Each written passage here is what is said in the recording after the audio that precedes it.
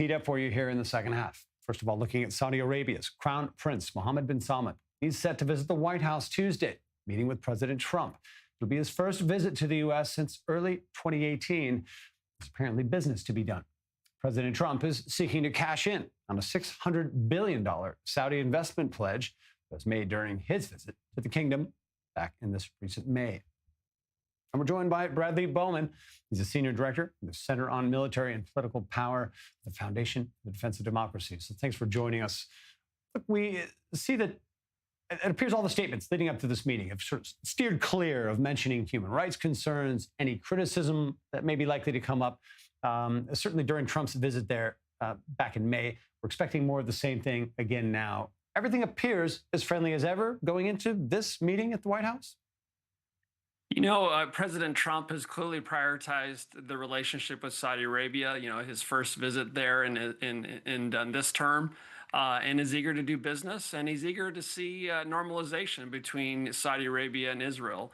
You know, the Crown Prince is coming to Washington with a wish list, and darn near the top of that wish list is his desire to procure the F-35 aircraft in the United States, our fifth-generation fighter that's the most advanced fighter in the world and that would dramatically improve the capability of the Saudi Air Force. So it remains to be seen whether that will be approved. And this is all playing out, again, in the context of Trump wanting normalization and the unfolding situation in Gaza as well. Some are saying we're expecting an announcement on an agreement over nuclear energy. That would be a big deal, or at least, you know, a statement on some sort of progress towards one. How central of an issue is that? It's central. You know, we published a big report back in 2023. A group of us went to Saudi Arabia and discussed that report. You know, there's been basically three major desires from Riyadh for quite some time. That's more reliable access and quicker access to American weapons, some sort of Article 5 like defense pact where Washington says an attack on Saudi Arabia is akin to attack on us, and support for a Saudi nuclear energy program. Here's the thing.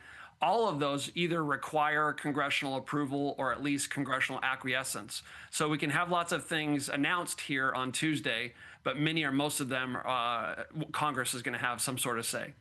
You touch on this right now. The Saudi leader, from everything we see, is seeking those security guarantees. You know, we saw President Trump sign a defense pact with Qatar, you know, by executive order, I should mention here.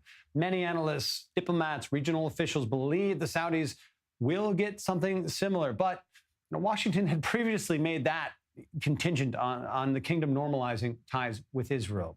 Does that still fit in the picture on that issue?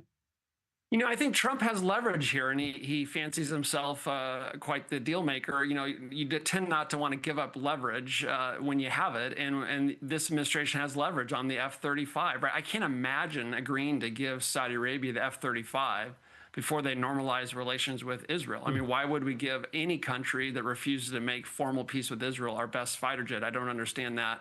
You know, so there's leverage to be had here. Saudi Arabia is an important security partner. I think making them more military capable is a good thing, but there's reasonable things for us to ask in return. And one of those is answering some serious questions regarding Riyadh's relationship with China, making sure we follow the law related to Israel's qualitative military edge, and making sure that no single F-35 arrives in Saudi Arabia before Saudi Arabia fully normalizes relations with Israel. That's what I argued with a colleague this morning in Real Clear Defense, and I think that would serve American interests and provide President Trump the leverage he needs to advance American interests.